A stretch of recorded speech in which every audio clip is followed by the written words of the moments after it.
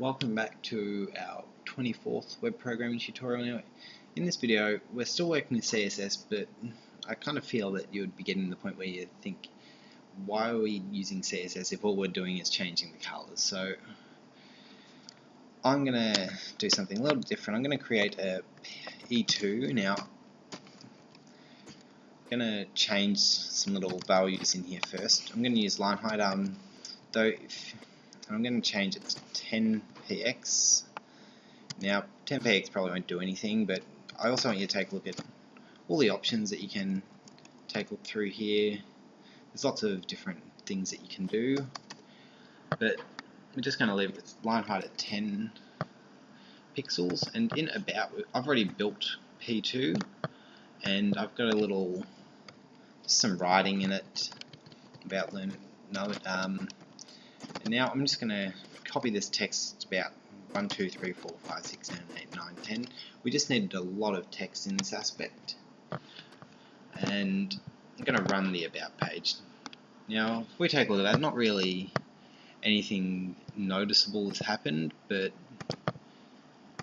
if we now go back and we change the line height to 100 pixels, and then click on the about page again, you can see that it's gotten much bigger. So that's what the line height has done. It's increased the distance between it. Now, another thing that probably should have shown you before, but we can add multiple tags to this kind of in CSS. So got color, I think font size. Now font size, keep in mind font size is actually the size of the actual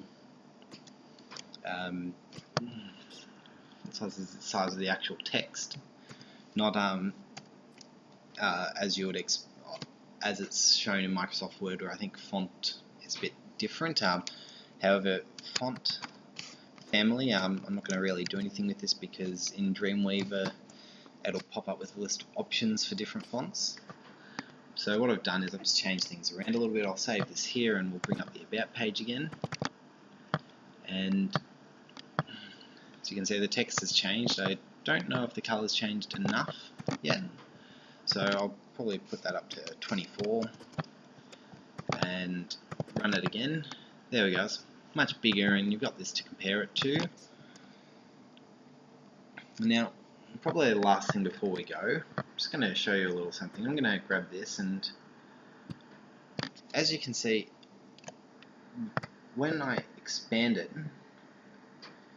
and compress it, the text expands and compresses with it. And this is basically saying that the web page is more of a dynamic thing than anything else, whereas you can build web pages with exact specifications, and that's probably a rather poor idea, because if you're using it on, if you're accessing a web page on a phone, you might have a really messed up view if you haven't got a dynamic approach to a web page and allow it to fit the web page as well as it can. So I'm going to leave it there for now. If there are any issues or queries raised by my last comment, just leave a comment and I'll try and get back to you. It's getting a bit late here and I'm just not too sure what words to use to describe what I'm meaning at the moment. So anyway, thanks for watching. Remember to like and subscribe, and watch the next video when I'm a bit more coherent after maybe 10 hours sleep.